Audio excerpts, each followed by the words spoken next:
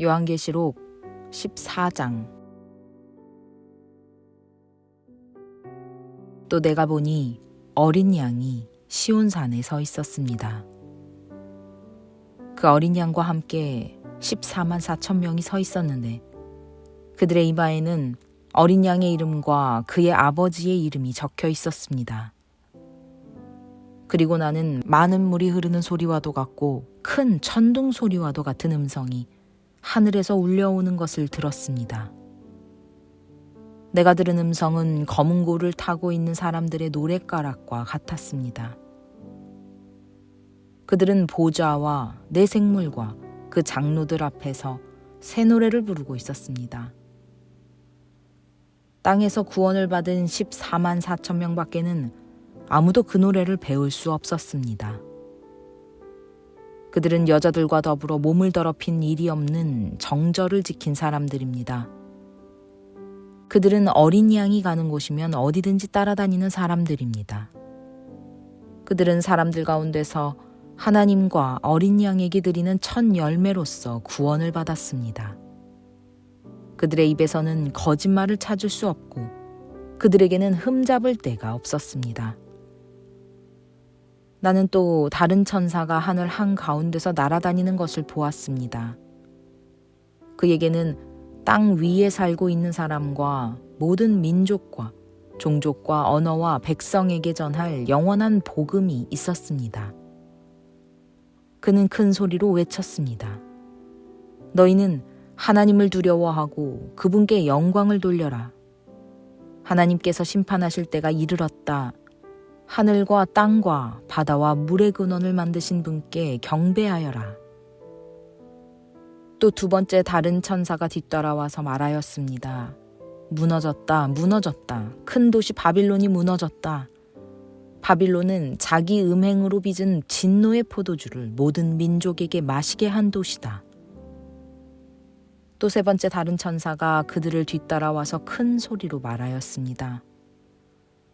그 짐승과 그 짐승 우상에게 절하고 이마나 손에 표를 받는 사람은 누구든지 하나님의 진노의 포도주를 마실 것이다.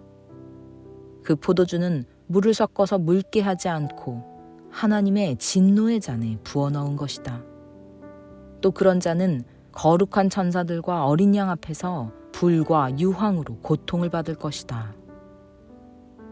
그들에게 고통을 주는 불과 유황의 연기가 그 구덩이에서 영원히 올라올 것이며 그 짐승과 짐승 우상에게 절하는 자들과 또 그 이름의 표를 받는 자는 누구든지 밤에도 낮에도 휴식을 얻지 못할 것이다.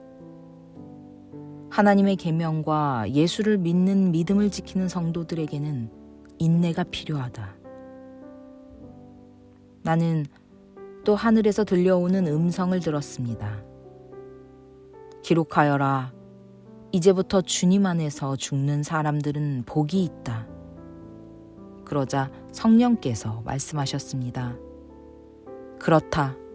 그들은 수고를 그치고 쉬게 될 것이다. 그들이 행한 일이 그들을 따라다니기 때문이다. 또 내가 보니 흰 구름이 있고 그 구름 위에는 인자 같은 분이 앉아 있었습니다. 그는 머리에 금 면류관을 쓰고 날이 선 낫을 들고 있었습니다. 또 다른 천사가 성전에서 나와서 구름 위에 앉아 있는 분에게 큰 소리로 외쳤습니다. 낫을 대어 거두어 들이십시오. 땅에 있는 곡식이 무르익어서 거두어 들일 때가 되었습니다. 그러자 구름 위에 앉은 분이 낫을 땅에 휘둘러서 땅에 있는 곡식을 거두어 들였습니다.